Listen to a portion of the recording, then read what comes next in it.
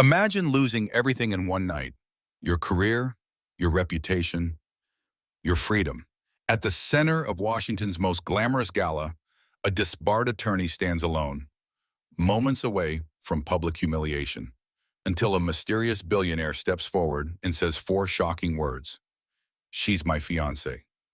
What begins as a fake engagement becomes a high-stakes war against corruption, betrayal, and impossible love. And one secret that changes everything: she's pregnant with her enemy's child. Will this unexpected alliance destroy them both or rewrite their destinies? Stay with us till the end, because every twist hits harder than the last. If you love stories filled with power, revenge, and redemption, don't forget to like, comment, share, and subscribe. Your support helps us bring more unforgettable dramas to life. The champagne fountain at the Worthington Hotel sparkled like liquid gold, but Maya Sullivan felt like she was drowning. She stood alone in her borrowed navy dress, watching Washington's elite glide past in their designer gowns and custom tuxedos. Every whisper felt like a knife. Every sidelong glance reminded her she didn't belong here anymore. Across the grand ballroom, Derek Castellano spotted her. His smile was cold, calculated, predatory. He'd been waiting for this moment. Senator Patricia Vance squeezed his arm possessively, her diamond engagement ring catching the chandelier light. A few feet away, Victoria Blackwell, Derek's executive assistant, watched the scene unfold with a knowing smile. She adjusted her emerald necklace, a gift from Derek that the senator knew nothing about, and whispered something to a colleague. Derek started walking toward Maya. The crowd parted instinctively, sensing blood in the water. But this wasn't where the story began. 6 weeks earlier, Maya had been packing boxes in her Georgetown law office, watching her career burn on every news channel. Breaking news: federal prosecutor Maya Sullivan terminated amid ethics investigation. The anchor's voice was sympathetic, but the damage was done. 3 years of work destroyed in a press release. The partner who fired her had been apologetic but firm. "You went after Derek Castellano without authorization. His family threatened to pull $40 million in business." Maya had tried to explain she'd found evidence of money laundering, but he'd cut her off. Alleged evidence, which conveniently disappeared from our servers. The systematic destruction happened fast. Her bank accounts frozen pending investigation. Eviction notice on her apartment door. The landlord had been almost apologetic. "Castellano Properties owns this building. They're not renewing your lease." Then came the hospital. Her mother, Sarah Sullivan, lay in hospice care, her body ravaged by stage 4 pancreatic cancer. The doctor had delivered the news with clinical detachment. "Mrs. Sullivan's insurance claim was denied. The Castellano Foundation is our primary donor. They've requested she be transferred to county facility by end of week." Maya's hands had trembled. When? End of week. But the worst had come at an urgent care clinic, where Maya had gone for what she'd thought was stress-induced nausea. The doctor had returned with test results and a question that changed everything. "Ms. Sullivan, when was your last period?" "I don't remember. 2 months? I've been so stressed." "You're pregnant. About 8 weeks." The words had hit like a freight train. Maya had stared in shock, mind racing. 8 weeks meant the baby was Derek's, conceived before their breakup 4 months ago. The doctor's concern had been clear. "Given your stress levels, you need prenatal care immediately." Maya had looked at the bill, then at her empty bank account. "I can't afford this. I just lost my insurance." At the Bar Association ethics hearing, 3 of her former colleagues had testified against her. They'd called her obsessed, claimed she'd fabricated evidence, violated attorney-client privilege. Maya had watched her reputation disintegrate, hand unconsciously resting on her still flat stomach. The media had been merciless. Once hailed as the Justice Department's rising star, Sullivan now faces disbarment after allegations of prosecutorial misconduct in her vendetta against prominent attorney Derek Castellano. Now sitting in a cheap motel room with flickering neon outside her window, Maya held 2 things: her father's sheriff's badge and a positive pregnancy test. Her father's voice echoed in her memory. "The truth doesn't need to be loud, Maya Bear. It just needs to be right, and someone brave enough to tell it." How am I supposed to fight for truth when I can barely take care of myself? she whispered to the empty room. How can I bring a baby into this? Paige Turner, her only remaining friend, arrived with decaf coffee and a manila folder. You look like hell, Paige said, not unkindly. I feel worse. My editor approved the story. We publish in 3 days. Maya shook her head. That's not enough time. Derek's statute of limitations expires in 2 days. After that, everything I found is worthless. Paige opened the folder, revealing an invitation to the Worthington Gala. Derek and Senator Vance are announcing their engagement tomorrow night. Every power player in D.C. will be there. It's your last chance. Maya stared at the invitation. Inside her father's old pocket watch, hidden where no one would look, was a micro SD card containing 3 years of evidence. 3 dead whistleblowers had come before her. All their evidence had been lost. This was the only copy left. Paige noticed Maya's pale complexion. Are you okay? You look. I'm fine. Maya's hand went protectively to her stomach. Just stress. Maya, I said I'm fine. She took the invitation, decision made. I'll go. What Maya didn't know was that across town in Derek's office at Castellano Industries, he was planning her final destruction. Derek sat at his desk while Tori Blackwell perched on the edge, reviewing documents. You're sure Sullivan will show up tomorrow? Tori asked. She'll show. Maya's too stubborn not to. Derek pulled Tori closer, completely unconcerned about the senator who thought he was faithful. She thinks she can still win. And when she does, then I finish what I should have done months ago.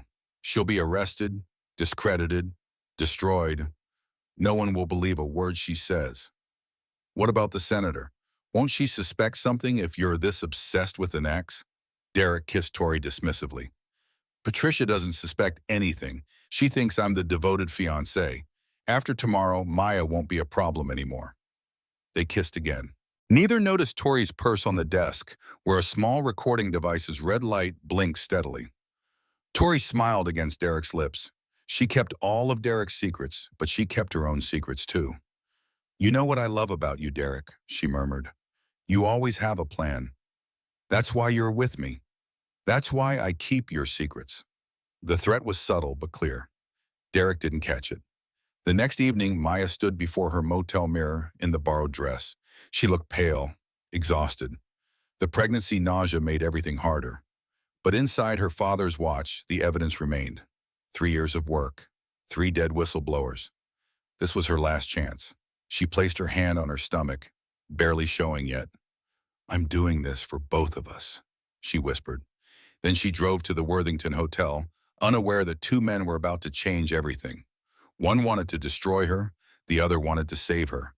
And neither was who she thought they were. The Worthington Hotel Grand Ballroom gleamed with old money and new power. Crystal chandeliers cast rainbow prisms across marble floors. A string quartet played softly while servers circulated with champagne that cost more than Maya's monthly rent used to be. Maya entered through the press entrance, using Paige's +1 pass. She felt nauseous, though whether from pregnancy or nerves, she couldn't tell. Her borrowed navy dress marked her as an outsider. These people wore their wealth like armor, and she had none. She scanned the room for Derek, clutching the envelope containing printouts of the evidence. Her plan was simple, probably futile. Approach him quietly, hand him the documents, appeal to whatever conscience he might have left. Make him see that people had died, that more would die if he didn't come clean. It was a desperate plan. But she was a desperate woman. Near the entrance, Julian Hart arrived with William Bradford, his CFO and best friend.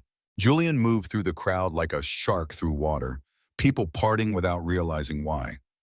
He'd avoided public events for 5 years, but tonight was different. Tonight, he had a mission. Will leaned in close. Is that her? Julian's steel gray eyes found Maya across the room. Yes. You sure about this? No, but it's necessary. They watched as Derek and Senator Vance took the stage for their engagement announcement. Nearby, Tori Blackwell clapped enthusiastically, though her smile never reached her eyes. She was recording everything on her phone, adding to her insurance collection. Derek's eyes searched the crowd, hunting. When he spotted Maya, his smile turned vicious. Maya tried to approach as he descended from the stage. She had the envelope ready, her last-ditch appeal to whatever humanity might remain. Derek, please, just look at what I found. Before people dump, Derek's voice boomed, cutting her off. Security! This woman is stalking me. Every head turned. Phones came out. The string quartet stopped mid-note. The room went silent except for the rustle of expensive fabric and shocked whispers. Senator Vance rushed over, her face a perfect mask of theatrical concern. Oh my God, Derek, is this the woman you told me about? Yes, Derek announced loudly. Maya Sullivan, my former colleague who became obsessed with me after I ended our relationship. Maya's shock was genuine. That's a lie, you know. This poor, mentally unstable woman has been harassing my fiancé for months, Senator Vance told the crowd, her prosecutor's voice carrying to every corner. Threatening emails, showing up at his office, now crashing private events. She turned to Maya with practiced pity. Sweetheart, we've tried to help you, but this has gone too far. The whispers erupted like wildfire. Isn't she the lawyer who got disbarred? I heard she falsified evidence. Stalking her ex? That's pathetic. Someone call her a psychiatrist. A security guards closed in. Maya felt dizzy, the stress and pregnancy making her lightheaded. Her hand instinctively went to her stomach, a protective gesture she didn't realize she was making. But across the room, Tori Blackwell noticed. Her eyes narrowed with sudden understanding, and she pulled out her phone to make a note. The timing was interesting. I'm not stalking anyone, Maya managed, voice shaking but firm. I'm trying to expose the truth about... Derek stepped closer, his voice dropping to cruel intimacy but still loud enough for nearby guests to hear. The truth? Like how your father was a dirty cop? Like how you're just like him, obsessed with conspiracies, destroyed by your own paranoia? The mention of her father, a sheriff who died exposing corruption, made Maya's eyes sting. Don't you dare bring my father into this. Your mother's hospice care? Derek leaned in, whispering loud enough for others to catch. The Castellano Foundation funds 60% of their operating budget. I made a call this afternoon. She's being transferred to county facility tomorrow morning. Enjoy your last night knowing she's comfortable. Maya's face went white, her hand pressed harder against her stomach. This wasn't just about her anymore. He was weaponizing her dying mother and threatening the baby he didn't even know about. Senator Vance signaled security. Officers, please escort Ms. Sullivan out.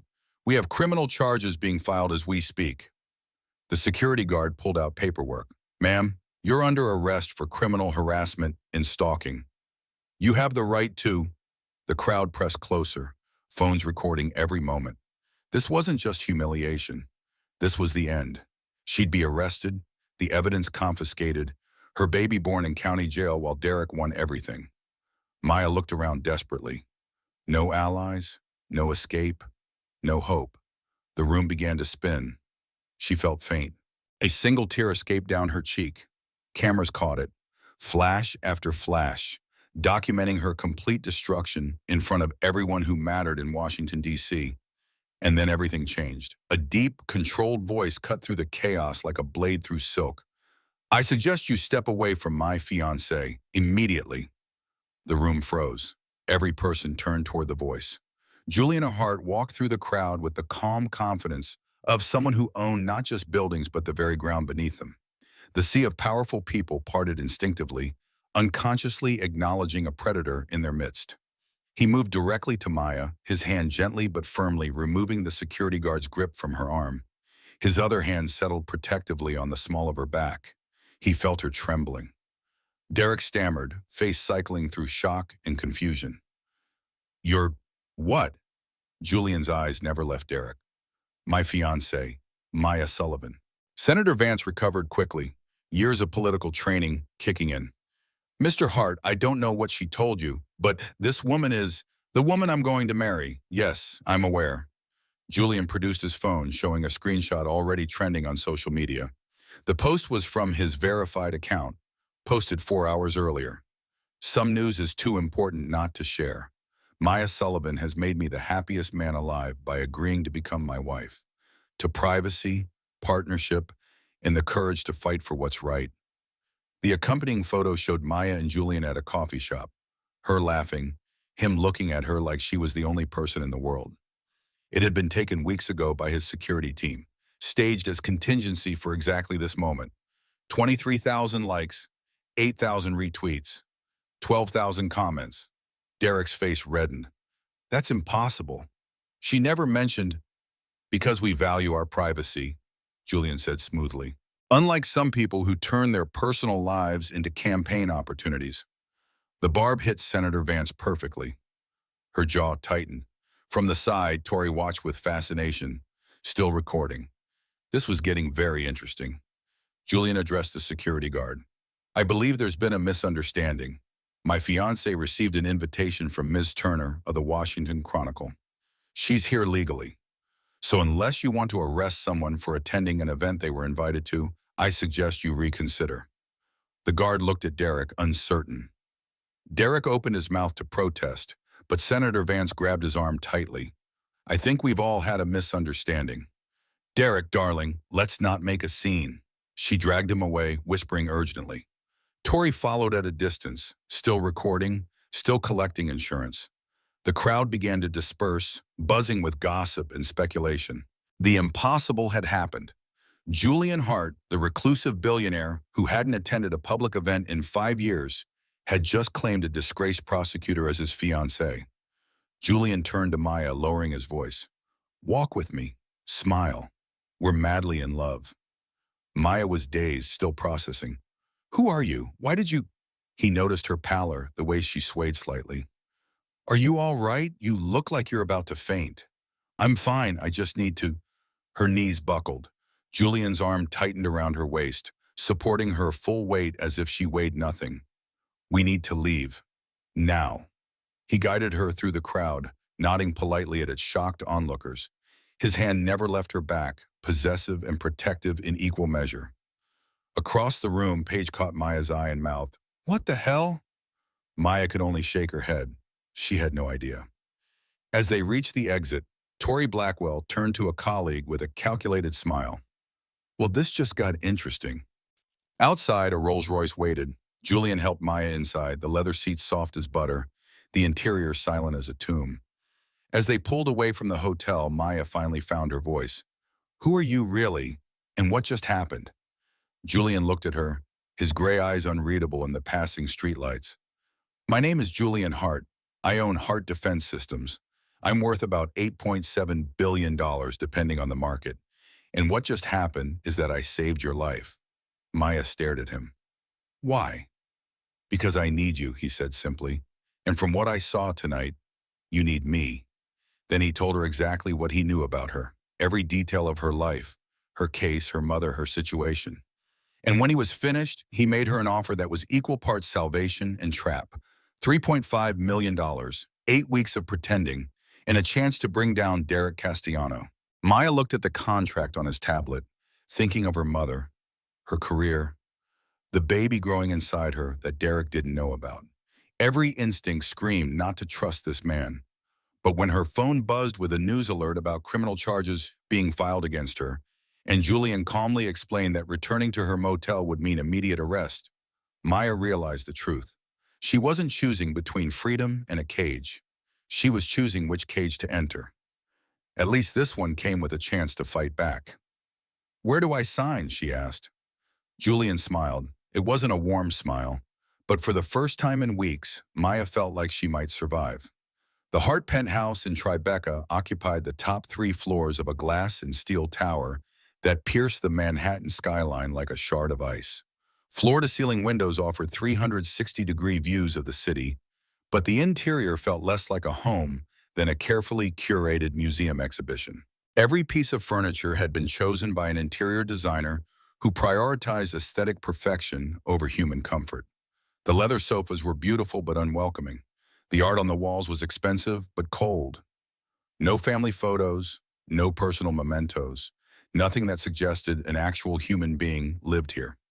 Maya's guest suite was larger than her entire old apartment had been.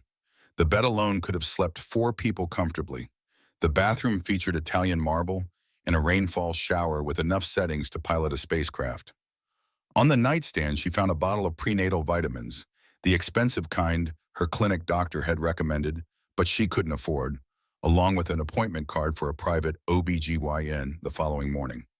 Julian had thought of everything. The realization made her skin crawl. He'd known about the pregnancy before she told him. How long had he been watching her? How much did he know? She barely slept that first night, lying in the enormous bed, one hand protectively on her stomach. Her baby, barely the size of a kidney bean, had no idea their mother had just signed a contract that traded their first months of life for $3.5 million and a chance at justice. "I'm doing this for you," Maya whispered to her flat stomach. "I know it's messy and complicated, but I promise you I'll make it worth it." The next morning, a car arrived precisely at 8 to take her to the medical appointment. Julian was already in the back seat, dressed in a charcoal suit that probably cost more than her semester's law school tuition, working on his tablet. "You don't have to come," Maya said as she slid in. "Yes, I do. If we're going to sell this engagement, I need to know everything about your health and the baby's development. Besides, committed partners attend prenatal appointments together." The medical office occupied the penthouse of another luxury building, accessible only by private elevator. No waiting room full of other patients. No receptionist making copies of insurance cards. Just a pristine suite that smelled of money and discretion, where privacy was the primary product being sold. Dr. Catherine Reynolds was in her 50s, professional but warm, with the easy confidence of someone who'd spent decades dealing with wealthy patients in their complicated situations. She examined Maya thoroughly, ran blood tests, and performed an ultrasound. "Everything looks good," Dr. Reynolds announced, pointing at the grainy image on the screen. "Baby's measuring right on track for 8 weeks. Heartbeat is strong at 165 beats per minute, but your stress hormones are elevated and you've lost 3 pounds since your last weigh-in. That concerns me." "I've had a stressful few weeks," Maya said, understating it dramatically. Julian leaned forward, his businessman's focus fully engaged. "What does she need, specifically?" Dr. Reynolds looked between them, clearly trying to gauge the relationship dynamic. "Are you the father?" Awkward pause. Maya answered quietly, "No." "But I'm responsible for her well-being during this pregnancy," Julian said smoothly. "What are her requirements?" The doctor provided a detailed list: 8 hours of sleep nightly, regular meals with plenty of protein and vegetables, no caffeine, no alcohol, no high-stress situations, moderate exercise like walking or prenatal yoga, and absolutely no putting herself in dangerous situations. Julian pulled out his phone and made notes like he was planning a military operation. Maya watched him, unsure whether to be grateful or disturbed by his intensity. Back at the penthouse, the transformation began in earnest. An etiquette consultant named Vivian arrived with a 3-ring binder full of protocols. She was 60 years old with silver hair, pulled into a severe bun, and the bearing of someone who'd spent decades teaching diplomats how to navigate state dinners. "When you meet Mr. Hart's business associates," Vivian instructed, "you smile warmly, make eye contact, offer a firm but brief handshake, and let Mr. Hart guide the conversation. Your role is to be supportive, charming, and utterly devoted." Maya felt her jaw clench. "I'm a federal prosecutor. I've argued before the Supreme Court. I've cross-examined senators and CEOs. I don't need lessons in how to smile." "You need to look like you belong in Mr. Hart's world," Julian said from where he'd been observing by the doorway. "That's what I'm paying for." "I'm pregnant, not incompetent." "No one said you were incompetent," he replied evenly. "But there's a difference between courtroom confidence and social grace at a charity gala. Different skills, different context. You just hired someone to teach me how to stand and when to speak. That's treating me like a performing doll." Julian's expression hardened slightly. "I'm teaching you how to survive in a world that will judge you instantly and mercilessly.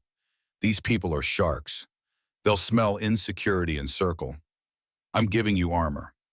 Maya wanted to argue further, but part of her knew he was right. The legal world and the billionaire social circuit operated on different rules. She'd need to learn fast. The wardrobe session was even more surreal. A designer boutique brought an entire collection to the penthouse. Racks of Chanel, Dior, Valentino, and other names Maya had only seen in magazines. The stylist, a reed-thin man named Marco, assessed her figure with a professional eye. We'll need empire waists and A-line cuts to accommodate the pregnancy, Marco said, already pulling pieces. The baby will start showing properly in another 4 to 6 weeks. We'll plan a maternity wardrobe that maintains elegance while celebrating the pregnancy. Mr. Hart has authorized an unlimited budget. These won't fit in a few weeks, Maya protested, touching a beautiful silk gown. We'll adjust as needed, Marco assured her, and we'll add new pieces monthly. A pregnant woman should feel beautiful, not frumpy. Julian appeared with 2 shopping bags. I had these delivered. Inside were comfortable flats in various styles, cashmere loungewear, and a collection of maternity basics from high-end brands. You're carrying a child. You need to be comfortable, healthy, and feel confident. The dress-up clothes are for public. These are for private. The gesture surprised Maya. It was thoughtful in a way that contradicted the cold businessman persona. She didn't know how to respond. The hardest part was the cover story rehearsal. Late at night, after a day of consultations and fittings, Julian quizzed her in his office like she was a witness he was prepping for trial. Where did we meet? Metropolitan Museum of Art Gala, 6 months ago. What were you doing there? Attending as a guest of the museum's architecture curator. You were a donor. We started talking about the postmodern wing expansion. What did I say that impressed you? You challenged the curator's assumptions about the design. You argued that beauty without structural integrity is just decoration. I said that sounded like a philosophy for life, not just buildings. You laughed. It was the first time I'd heard you laugh. Julian paused, looking at her. That's actually good, more specific than the script I wrote. I'm a lawyer. I know how to build a believable narrative. When did you tell me about the pregnancy? Maya hesitated. Wait, that's part of the story? It has to be. People will notice within weeks. We tell them you're 12 weeks along, that we've been keeping it private until after the first trimester. Standard practice for many couples. So I'm supposed to lie and say you're the father? Unless you want to explain that Derek Castellano is the biological father of a child he knows nothing about, yes. Maya's hand went protectively to her stomach. He can't know. If he finds out I'm pregnant with his baby, he won't. That's why we control the narrative completely. You're 12 weeks pregnant with my child. We've been quietly dating for 6 months. We kept it private because of my public profile and your legal troubles. The engagement happened recently. Simple, believable, consistent. What if someone from my past contradicts the timeline? No one will. Your only remaining friend is Paige, who's been briefed and will support the story. Everyone else from your old life has either abandoned you or been scared off by Derek's campaign. We've effectively isolated you, which ironically makes the lie easier to maintain. The clinical way he described her isolation stung, but it was true. Maya had no one left except Paige, and now Julian, though she wasn't sure if he counted as an ally or a captor. One night, unable to sleep despite her exhaustion, Maya wandered through the dark penthouse. She found Julian in the living room, illuminated only by city lights streaming through the windows. He sat before a chessboard, playing both sides, moving pieces with methodical precision. You play? She asked softly. Julian didn't look up. My foster father taught me, said it was the only way I'd learned to think 3 moves ahead. In his house, if you couldn't anticipate consequences, you didn't survive. You were in foster care? Maya moved closer, settling into a chair across from him. Her hand rested naturally on her barely there bump, a gesture that was becoming habitual. Aged 8 to 18, 7 different homes. Some were just overwhelmed families doing their best. Others, he moved at night, capturing a pawn. Others saw foster kids as free labor or income sources. The last family kept me because I could fix their computers and didn't eat much. I was useful but invisible. Perfect combination. Maya thought of her own childhood, raised by loving parents despite financial struggles. Her father reading her bedtime stories about heroes who fought for justice. Her mother teaching her that kindness cost nothing but meant everything. She'd been poor but rich in the ways that mattered most. My father used to say the system fails kids when it treats them like problems to solve instead of people to protect, Maya said softly. Julian's hand froze over a chess piece. For the first time since they'd met, She saw genuine emotion flicker across his carefully controlled face. Pain, recognition, something vulnerable. Your father sounds like he was a good man. He was. He also died broken alone because he refused to compromise his principles. He was investigating corruption in our town, getting close to exposing some powerful people. They killed him and made it look like a botched robbery. I'm not sure what that says about being good. It says he had something more valuable than money or safety. He had integrity, and he had a daughter who inherited that integrity, who fights just like him, even when she's facing impossible odds, even while pregnant and essentially homeless. Their eyes met across the chessboard. In the dim light, with his defenses lowered by the late hour, Julian looked younger, less intimidating, more human. Maya felt something shift between them, an understanding that transcended their transactional arrangement. I'm scared, Maya admitted, surprising herself with the honesty. Not just of Derek or the legal troubles. I'm scared of being a mother, of bringing a baby into this mess, of failing them before they're even born. You're the strongest person I've ever met, Julian said, his voice low and intense. You're standing up to criminals while pregnant and homeless. You're fighting for justice when everyone has abandoned you. That's not weakness. That's extraordinary courage. I'm living in your penthouse under a fake engagement, being paid millions to pretend. That's not heroic. That's survival prostitution with a better furniture. You're surviving. That's always the first step to winning. My foster father used to say that sometimes the bravest thing you can do is refuse to die. Refuse to give up. Keep breathing until you can fight it back. That's what you're doing. After she left, returning to her enormous empty bedroom, Julian remained at the chessboard. He picked up the queen piece, the most powerful piece on the board, and held it without moving it. Just held it, feeling its weight, thinking about a pregnant federal prosecutor who'd somehow cracked the fortress walls he'd spent 20 years building. He was supposed to see her as an asset, a useful tool in his corporate war against Meridian Capital and Derek Castellano. But sitting across from her tonight, watching her hand curve protectively over her small bump while discussing her fears, he'd felt something dangerous. He'd felt hope. And hope, he knew from bitter experience, was the emotion that destroyed you fastest. Their first public appearance came 5 days into the arrangement. The Metropolitan Museum of Art was hosting a private donor event, black tie only, for major contributors. Maya wore an emerald green silk gown that Marco had selected, empire waist elegantly accommodating her growing belly while still maintaining clean lines. Her hair was swept up, diamond earrings borrowed from Julian's vault glittered at her ears, and professional makeup made her look healthy despite her recent ordeals. When she emerged from her room, Julian stopped mid-sentence in his conversation with Will. He stared. You look... He seemed to search for words, his usual eloquence failing.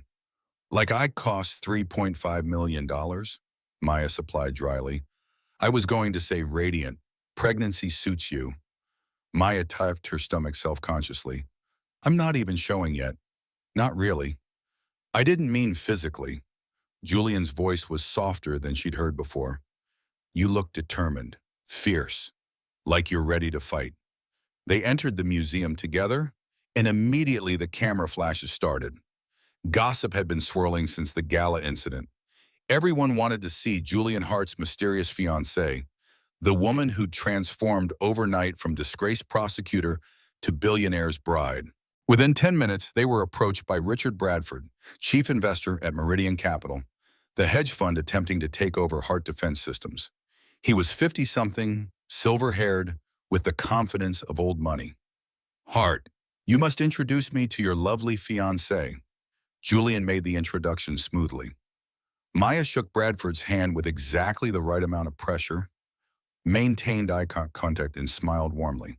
Then she said, Mr. Bradford, the hedge fund trying to steal Julian's company through predatory stock manipulation and hostile takeover tactics disguised as corporate restructuring. Yes, I've heard so much about you. The silence was deafening. Bradford's face cycled through shock, outrage, and finally grudging respect. Julian coughed to hide his laugh. That's not exactly how we'd characterize our interest in Hart Defense Systems, Bradford managed. Of course not, Maya replied smoothly. But as a former federal prosecutor, I tend to call things what they are. Julian tells me you're concerned about his leadership stability. Let me assure you, he's the most stable, strategic, and brilliant businessman I've ever met. Sometimes to a fault. He thinks 5 moves ahead in every situation. She squeezed Julian's arm, smiled up at him with practiced adoration. Though between us, I'm working on getting him to occasionally make impulsive decisions, especially with the baby coming. Children don't exactly fit into strategic 5-year plans. Bradford's eyes widened. Baby, you're 12 weeks, Julian confirmed smoothly, his hand moving to rest lightly on Maya's back. We wanted to keep it private a bit longer, but yes, Maya's expecting. Another reason I've been so focused on ensuring heart defense systems remains independent and thriving. I want to build something lasting for my family. The word family hung in the air. Bradford's entire demeanor shifted. A billionaire settling down, starting a family, that was stability. That was long-term thinking. That was exactly what the board wanted to see. Within an hour, Maya had charmed half the room. She discussed urban architecture with museum curators, monetary policy with economists, and even made a senator laugh with a self-deprecating joke about courtroom disasters. She was brilliant, natural, and utterly convincing. Julian watched her work the room, realizing something unsettling. She wasn't pretending to be smart and capable. She was smart and capable. The only thing she was pretending was that she was his. On the museum balcony, they had a moment alone. City lights spread below them like fallen stars. Maya looked out at Manhattan, one hand unconsciously resting on her stomach. "This isn't as terrible as I thought it would be," she said quietly. "The event or the arrangement? Both. These people are less intimidating when you realize they're just humans in expensive clothes. Same insecurities, same fears, just better jewelry." Julian's hand found her waist. For the cameras potentially watching from inside, he told himself. But when he leaned in slightly and she didn't pull away, it became impossible to tell where performance ended and reality began. She smelled like vanilla and something floral. Her skin was warm even in the cool evening air. "Maya," he started, not sure what he wanted to say. A camera flash from inside broke the moment. Someone had been photographing them through the glass. "We should return," Julian said, stepping back, rebuilding his walls. "They'll notice if we're gone too long." Right, the performance. But Maya's voice held a note of something like disappointment. As they walked back inside, neither could shake the feeling that something had shifted between them, that the lines they'd drawn so carefully were already beginning to blur. The evening took a dark turn when Tori Blackwell appeared. She'd crashed the event, using her executive assistant credentials to talk her way past security, sent by Derek to observe and report back. She approached Maya at the champagne table with predatory grace. "Maya Sullivan," Tori said, her smile not reaching her eyes. "Congratulations on your engagement. And the baby. How unexpected." Maya's guard went up instantly. "I'm sorry, do I know you?" "Tori Blackwell. I work with Derek at Castellano Industries. Executive assistant. I handle all his important affairs." The emphasis on affairs was deliberate. Maya recognized the name from her investigation files. Tori Blackwell, law school dropout, had been with Castellano Industries for 3 years. Smart, ambitious, morally flexible. Maya had suspected she was more than just Derek's assistant, but couldn't prove it. "Right. You were at the gala the other night. Quite a scene." "It was. Derek was devastated by your accusations. He's such a sensitive soul." Tori's eyes dropped to Maya's stomach, calculating. 12 weeks, you said? Congratulations. Though the timing is interesting. Weren't you and Derek engaged until 4 months ago? Let's see, that would make the conception right around the time of your breakup, maybe even before. Funny how these things work out. The threat was subtle but unmistakable. Tori had done the math and reached the obvious conclusion. The baby was Derek's. Maya kept her voice steady. "I don't see how my pregnancy timeline is any of your business, Mrs. Blackwell." "Oh, it's not at all." Tori smiled wider, showing too many teeth. "I'm just good with numbers. It's why Derek values me so much. I keep track of all his important dates, all his significant relationships. I maintain very detailed records. You'd be surprised what I know. Julian appeared beside Maya, his presence immediately shifting the power dynamic. Ms. Blackwell, I didn't realize Castellano Industries was invited to tonight's event. Mr. Hart, Tori's smile faltered slightly, facing the full force of Julian's attention. Just paying my respects to the happy couple. Derek sends his regards. He's very interested in your upcoming nuptials. Very interested in the baby, too. I'm sure we'll all be seeing much more of each other soon. She walked away, leaving Maya shaken. Julian's jaw tightened. She knows, Maya said quietly. Knows what? That the baby is Derek's. She did the math, and she just threatened to tell him. Then we need to move faster than I thought. If Derek finds out you're pregnant with his child, he'll fight for custody. He'll use it as leverage.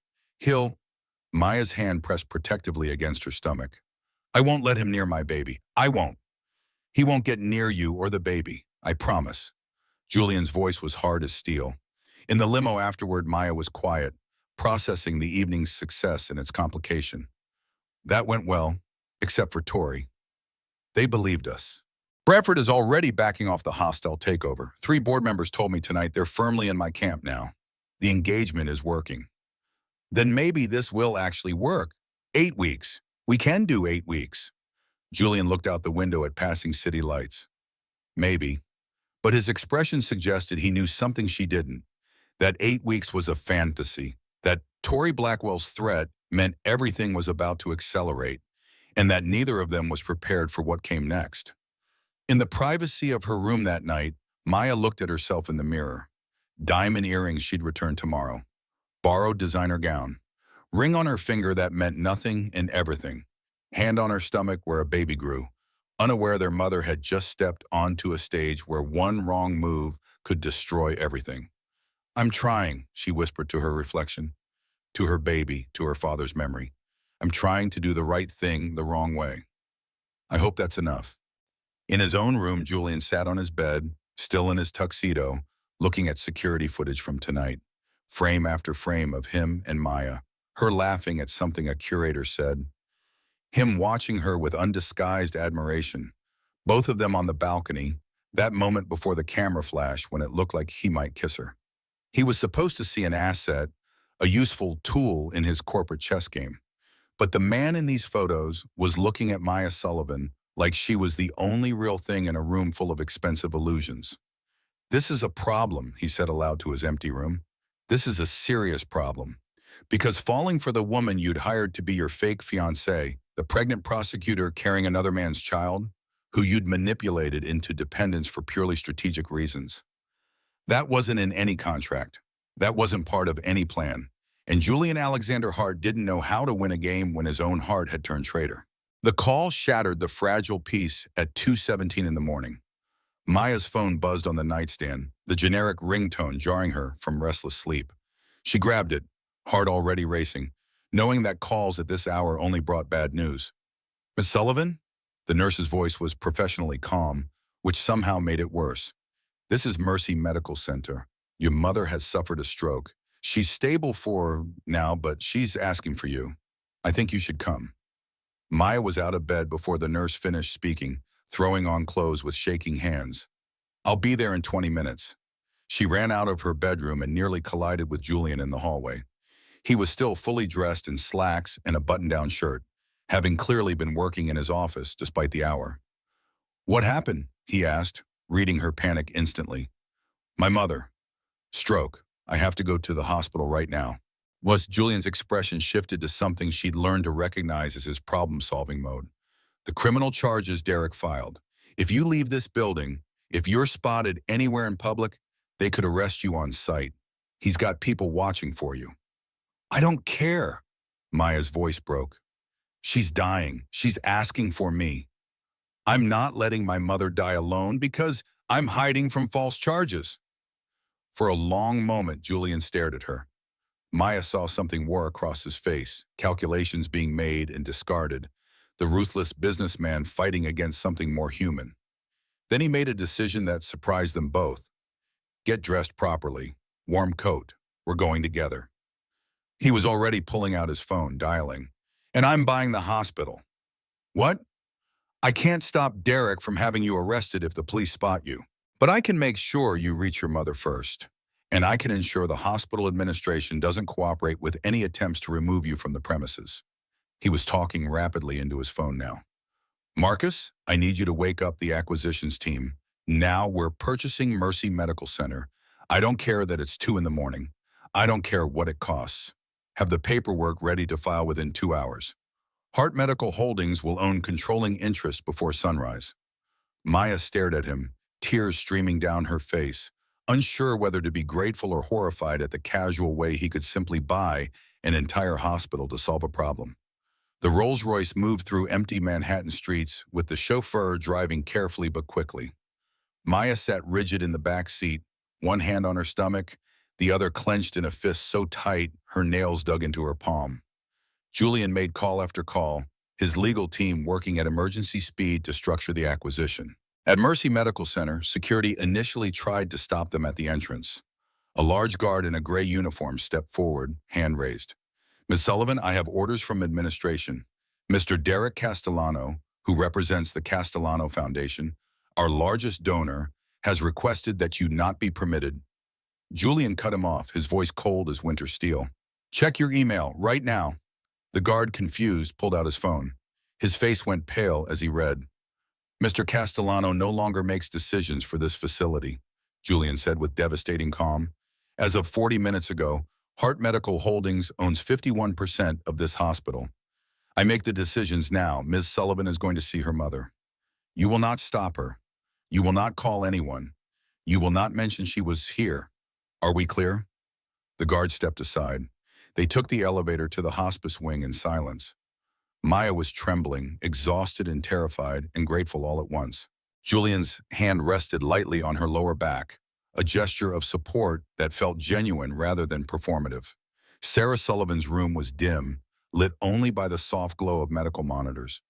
The woman in the bed looked impossibly small, her body ravaged by months of cancer. But her eyes were open, clear, and they lit up when Maya rushed in. There's my girl, Sarah whispered, her voice weak but warm. Mom, I'm here. I'm here. Maya took her mother's hand, careful of the IV, and let the tears flow freely. I heard what happened, the news. They're saying terrible things about you. It doesn't matter. None of it matters. I'm just glad I could get here. Sarah's eyes, still sharp despite her body's betrayal, moved to Maya's stomach. Even through the loose sweater, the small bump was becoming visible to someone who knew to look. Baby, Sarah breathed. Are you? Maya nodded, unable to speak through her tears. 8 weeks. I was going to tell you. I wanted to wait until things were more stable, but nothing's been stable, and I'm sorry. I'm so sorry. Shh, no apologies. Sarah's smile was radiant despite her weakness. Thomas would have been so excited, a grandchild. He always said you'd be a wonderful mother. Dad would have been disappointed in me. Look at this mess I'm in. Your father would be so proud of you, Sarah said firmly, using what little strength she had left to squeeze Maya's hand. You're fighting for what's right, just like he did. The truth doesn't change just because people try to bury it. You keep digging, baby girl. You keep digging. And look where it got in him, where it's gotten me. I'm about to have a baby and I don't even have a real home. I'm living on charity and lies and you're surviving. That's the first step and you're going to give my grandchild a better world. I know it. I know you, Maya. You don't quit. You never quit. Sarah's gaze shifted to Julian, who'd been standing quietly in the doorway, giving them privacy. Is that him? The man from the news? Yes, Julian, this is my mother. Mom, this is Julian Hart. Sarah studied him with the unflinching assessment only a dying mother could give. You love my daughter? Julian stepped forward, and Maya saw something flicker across his face. When he spoke, his voice held a note she'd never heard before. Something raw and honest. Yes, I do. It was the first time he'd said it, even as part of their act. But in this moment, in this hospital room with a dying woman who deserved truth, it didn't sound like an act at all. Good, Sarah said, satisfied, because she's easy to love and hard to keep safe. She gets that from her father. All that courage, all that stubborn nobility, it'll get her killed if someone doesn't watch her back. Take care of them both. Promise me. I will. I promise. And Julian meant it. Sarah nodded, her eyes drifting closed. That's good. That's real good. The monitor's beeping, which had been steady, began to slow, then became irregular, then began the terrible decline that medical professionals know too well. Mom? Maya's voice rose in panic. Mom. Nurses rushed in. Code blue. The organized chaos of a medical team fighting death. Maya was gently moved aside by a doctor, Julian's arms catching her as she stumbled back, holding her upright as they worked. 10 minutes of desperate effort. Medications pushed, chest compressions, the mechanical rhythm of professionals who'd done this 1,000 times. But Sarah Sullivan was ready to go. Her body had fought long enough. I'm sorry, the doctor said gently, turning off the monitor. She's gone. The sound that came from Maya was something between a sob and a wail, pure grief made audible. She collapsed against Julian, who caught her weight, held her upright, one hand protectively curved over her stomach, where Sarah's grandchild continued to grow, unaware they'd just lost the grandmother who would have adored them. I'm so sorry, Julian said quietly, holding her as she shook with sobs. I'm so sorry.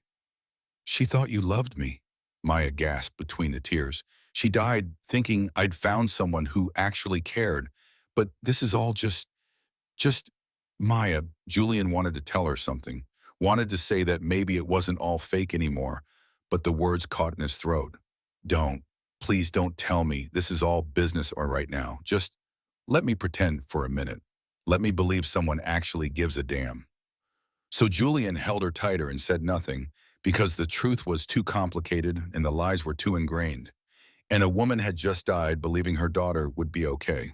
They stayed at the hospital for 3 more hours, handling the paperwork that death requires, making arrangements Maya couldn't afford until Julian quietly handed his credit card to the funeral home director. Maya was too numb to protest. At 8 in the morning, they returned to the penthouse. Maya was hollow, moving like a ghost. Julian tried to get her to eat something, but she just took the water he offered and went out to the balcony, sitting in the cold October air in just the sweater she'd worn to the hospital. Julian let her sit for an hour before his phone started buzzing insistently. Will calling. Julian stepped inside to take it. Not now, Will. You need to see this, right fucking now, Julian pulled up the news on his tablet. Every channel carried the same story, the same devastating headline. Breaking, federal charges filed against disgraced attorney Maya Sullivan. Embezzlement, wire fraud, and criminal conspiracy. Alleged theft of over $200,000 from client trust accounts. Julian's blood went cold as he read the details. It was a masterwork of fabrication. Bank transfers that appeared legitimate, forged documents with signatures that looked genuine, 3 former colleagues providing sworn testimony. All of it lies, but professionally constructed lies that would hold up under initial scrutiny. The news anchor continued, voice sympathetic but damning. According to documents filed this morning, Sullivan allegedly embezzled over $200,000 from client trust accounts during her time at Morrison and Price. The firm has released a statement expressing shock and cooperating fully with federal authorities. Then Derek appeared on screen, playing the role of concerned ex-colleague perfectly. I tried to help Maya, we all did, but she's been spiraling for months. The delusions, the paranoia, the refusal to accept responsibility. And now to find out she's been stealing from clients? Frankly, I'm concerned for the child's safety. I hope child services are involved. Maya appeared in the doorway. She'd heard everything. Her hand rested protectively on her stomach, her face ashen. You should end the engagement, she said, her voice hollow and distant. Publicly. Tonight. Distance yourself. Save your company. No, Julian, I'm toxic. Everything I touch turns to poison. First my career, then my mother, now you. Derek's right about one thing. I am spiraling. Maybe I am crazy. Stop it. You're not crazy. You're being systematically destroyed by a criminal who's better at playing victim than you are at playing defense. They're coming after my baby now, Maya said, her voice breaking. Did you hear what he said? Child services. He's planting seeds that I'm unfit. If I stay with you, it makes it worse. Your board will turn on you. The merger will fail. Derek wins everything and still gets to take my baby. If you leave me, you have no protection, no resources, no way to fight him. You'll be arrested within 24 hours. Where does that leave the baby? Being born in a county jail. Maya's voice turned bitter, defensive. So I'm still just an asset to you. A chess piece you can't afford to lose because it damages your position on the board.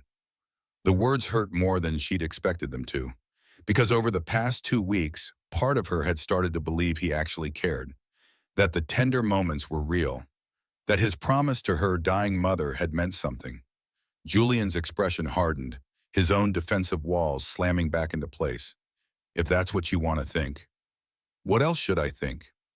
My mother just died believing you loved me. She died believing I'd found someone who would protect me and my baby. But this is all just business to you, isn't it?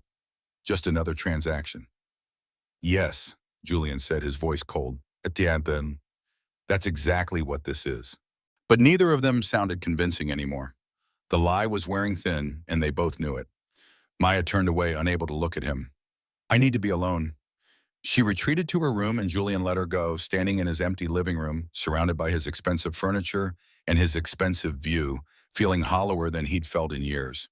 The final catastrophe came that afternoon. Maya, unable to sleep despite her exhaustion, wandered the penthouse like a ghost. Her mother was dead. She was facing federal charges. Her baby would be born into chaos. And the one person she'd started to trust had just confirmed it was all a cold business arrangement. She found herself in Julian's office, not deliberately snooping, but just walking, trying to escape the prison of her own thoughts. On his desk sat a file folder, her name typed neatly on the tab. It was open, as if he'd been reviewing it recently. Maya knew she shouldn't look. Knew it would violate their arrangement, their tentative trust.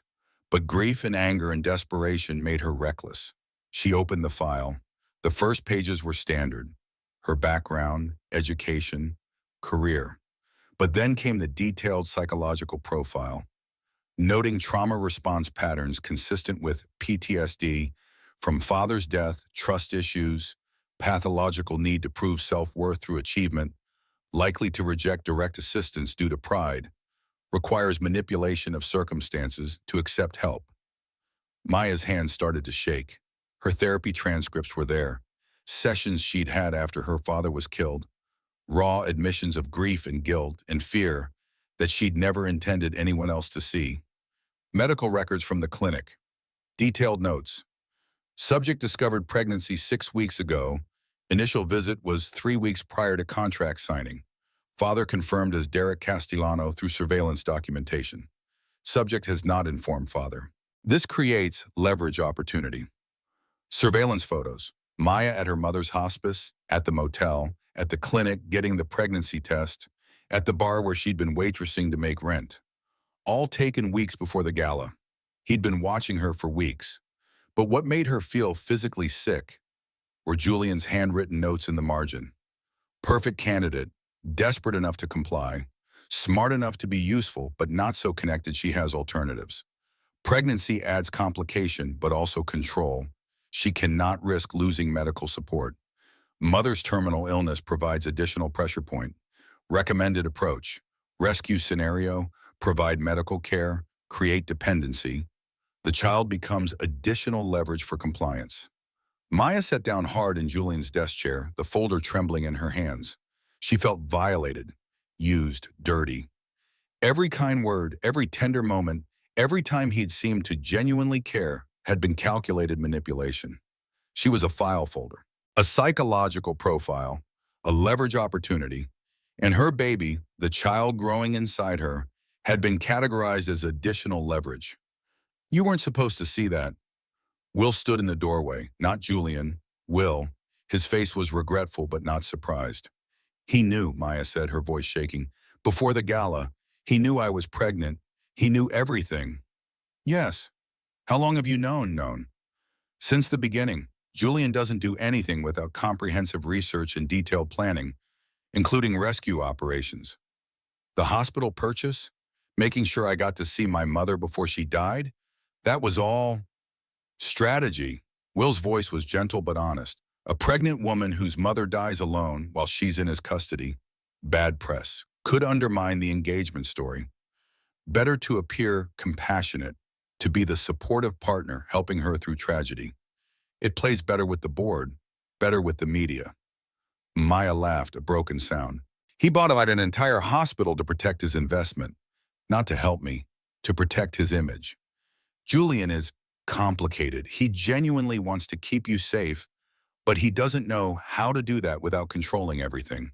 It's how he survived foster care, how he built his empire. Control equals safety in his worldview. My baby isn't leverage, Maya whispered, hand protectively over her stomach. My baby is a human being, a child who deserves parents who see them as a blessing, not a bargaining chip. I know, Will said quietly. For what it's worth, I think he's making a mistake. Not in protecting you, but in not telling you the truth about why he's so desperate to keep you safe. Julian spent his whole life protecting himself by controlling others. He doesn't know how to let anyone in, so he manipulates them instead. The door opened. Julian entered, fresh from a shower, his hair still damp, wearing casual clothes. He froze when he saw Maya sitting at his desk, the file open in front of her. You knew I was pregnant before the gala, Maya said, her voice shaking with rage and hurt. You had me followed to the clinic. You documented my pregnancy like it was a business opportunity. Julian's face went carefully blank. I documented everything. That's what I do. You wrote that my baby, my child, was additional leverage, like they're a bargaining chip in your corporate game. I was assessing the situation, identifying factors that would influence your decision-making. I'm not a situation. Maya stood, the folder falling to the desk. I'm a person, a human being, and I'm carrying a child, another human being, who you're treating like a line item in a contract. Julian's voice hardened, his own defenses rising. I'm treating you like someone who needs protection, someone who was about to be destroyed and has no one else to turn to. I'm offering you safety. By calculating exactly how desperate I'd have to be before I'd accept. By using my mother's terminal illness as a pressure point. By seeing my pregnancy as a control mechanism. Would you have accepted help any other way? Julian shot back. Would you have trusted me if I just offered assistance out of kindness? You're too proud, too independent, too convinced that accepting help is weakness. I had to create a scenario where you'd have no choice but to let me protect you. Maya realized with sick certainty that he was right. She wouldn't have trusted simple kindness. She would have seen it as manipulation, which meant he'd manipulated her by being honest about the manipulation. The logic made her head hurt. So you manipulated me instead, used my vulnerabilities against me. I gave you options. You chose. I chose because I had no choice. That's not freedom, Julian. That's just a prettier cage. It's survival. Julian's voice rose, rare emotion breaking through his control. I kept you alive. I kept your mother comfortable in her final weeks. I'm making sure your baby has medical care. I'm protecting you from a man who has killed pregnant women before. What else do you want from me? The truth, basic human respect, some acknowledgement that we're people, not chess pieces. Maya's hand pressed against her stomach. My baby isn't leverage. Say it right now. Say my baby is a human being, not a tool for your corporate war. Julian's jaw worked. For a long moment, he said nothing. Then coldly, your baby is Derek Castellano's biological child, the child of a criminal. Without my protection, that child will be born in a county jail to a mother serving time for crimes she didn't commit, and the father will sue for custody the moment he learns of the child's existence. I'm offering that child protection, health care, legitimacy, and a future. What else do you want from me? The words hung in the air like poison. Maya physically recoiled as if he'd slapped her. I want you to see us as people, not chess pieces, not leverage, not investments. People. Human beings who deserve basic dignity. Something broke in Julian's expression. I don't know how to do that. The admission was so raw, so honest. that it stunned them both into silence. "Then I can't stay here," Maya said quietly. "My baby deserves better than this, better than being leverage in someone's game." She started to leave, started to pack, hand protectively on her stomach. Julian tried to stop her, but she brushed past him. He'd said it himself. Her baby was leverage. That was all they were to him. "We'll block the door. You can't leave. Watch me. If you leave, you both die, you and the baby." Maya froze. "What?" Will pulled out his own file, the one Julian should have shown her from the beginning. "3 whistleblowers before you tried to expose Castellano Industries." He showed her the evidence. Catherine Morrison, 32, pregnant with her first child. Car accident. Brake lines cut. Both she and the baby died. Daniel Carter, 45, father of 3, fell from his balcony. Rebecca Torres, 28, 8 weeks pregnant, just like Maya. Opioid overdose, except she'd been sober for 6 years and was planning the nursery. Derek targets vulnerable people, people with something to lose, something to protect. Will's voice was gentle but firm. "Julian's security team has been following you 24/7 for 6 weeks. They've intercepted 2 attempts to access your motel room. Someone tried to hack your phone. Last week they found a tracker placed on Paige Turner's car." "Why didn't anyone tell me?" Will looked at Julian, who stood frozen, his careful control shattered. "Because he thought if you knew how much danger you were in, you'd run. And he can't protect you if you run." Maya turned to Julian. "Why didn't you tell me?" "Because if you knew, you'd run," Julian said. Ewan said, his voice raw. "And I can't protect you if you run. I can't save you if you won't let me. So you let me think I was just leverage to you? Better to let you think I'm a heartless bastard using you or my corporate games than to terrify you with the truth." "What truth?" And finally, Julian's walls came down. He told her about Emma, his foster sister, just 14 years old when she'd gotten pregnant after being assaulted by their foster father's adult son. She'd tried to do the right thing, tried to report it, tried to protect her baby. The system destroyed her for it, labeled her unstable, separated her from Julian, sent her to a group home 3 states away where no one cared if she lived or died. She killed herself 6 months later, Julian said, his voice breaking. 17 years old, pregnant, alone. Because she tried to do the right thing, and the people who should have protected her failed her. Both she and her baby died. Maya's anger drained away, replaced by horror and grief. "I couldn't save her," Julian continued. "I was 16, powerless, trapped in the same system. I swore I'd never be that powerless again. I'd never let someone I cared about be destroyed by people with more power, especially not someone pregnant and alone. So you built an empire. So I became the person with the most power. But power doesn't teach you how to let people in. It teaches you how to control them. Because if you control them, they can't leave. And if they can't leave, they can't die." He finally looked directly at Maya. "When I saw you at that gala, pregnant, alone, about to be destroyed by a man who's killed pregnant women before, I saw Emma. Someone fighting for what's right. Someone the system was about to destroy. And I thought, not again. Not this time, not another pregnant woman. Not another child. So you orchestrated the rescue. I couldn't save her, but I could save you. Even if it meant manipulating you. Even if I had to write down that your baby was leverage just to keep myself from caring too much. Why would you need to keep yourself from caring? Because everyone I've cared about has either betrayed me or died. I'm good at a lot of things, Maya. Caring without controlling, protecting without manipulating. I don't know how." Long silence. Maya processed everything. The danger, the manipulation, the twisted protection, the trauma driving it all. That file, those words about my baby being leverage, were me trying to convince myself this was just business, that I wasn't already falling for a pregnant prosecutor who fights for justice even when it costs her everything, and terrified of what that meant. Maya wiped away tears. "I should still leave." "You should, but you won't." "Why not?" "Because you're like Emma, like me. You don't know how to quit fighting. And you know if you walk out that door, Derek wins. All those people he's hurt go unavenged. and your child grows up in a world where men like him face no consequences.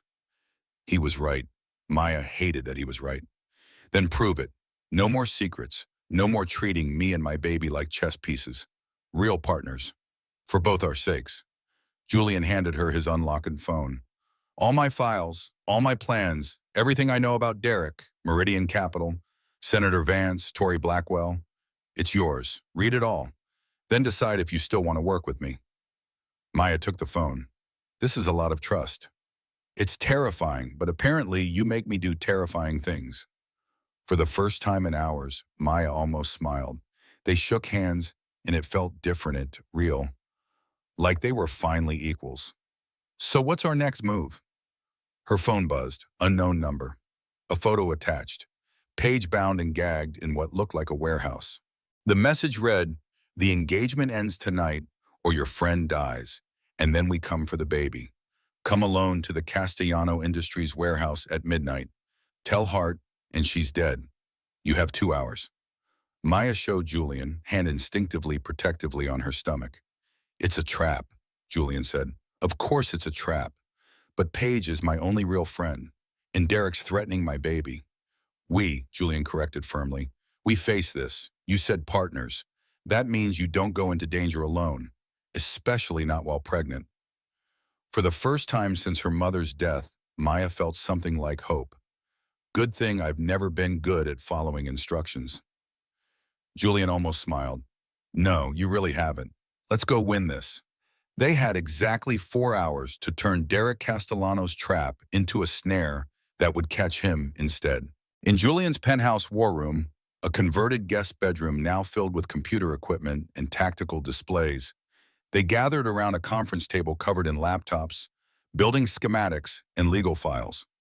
Will pulled up detailed blueprints of the Castellano Industries warehouse on 3 large monitors.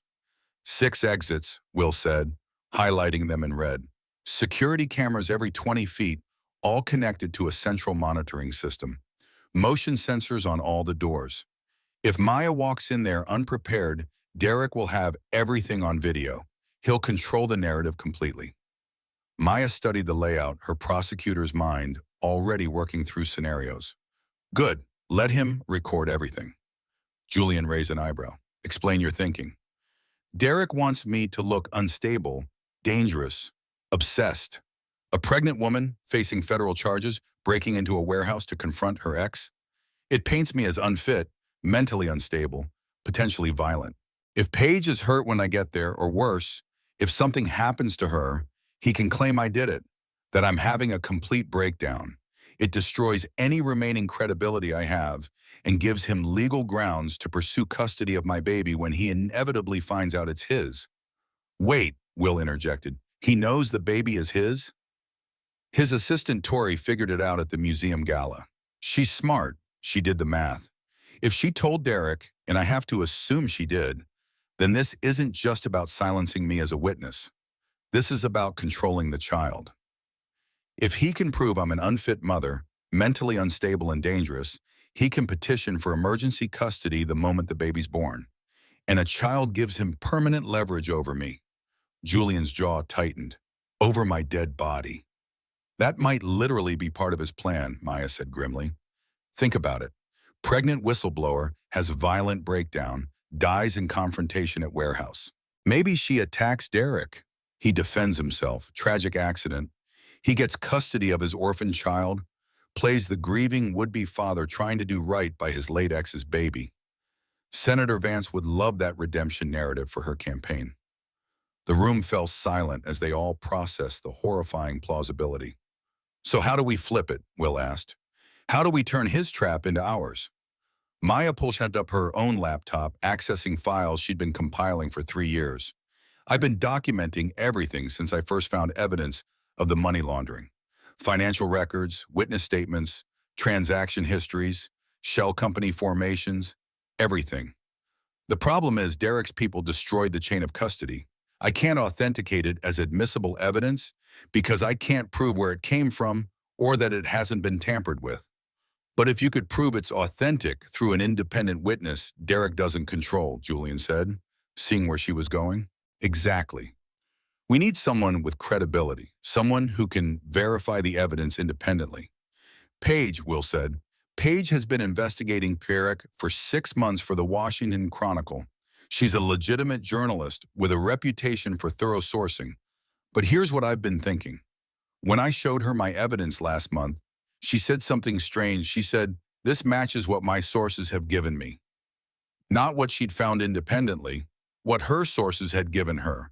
That's unusual phrasing for a journalist. They usually say their investigation uncovered something, or they developed sources who confirmed something. Julian leaned forward, interested.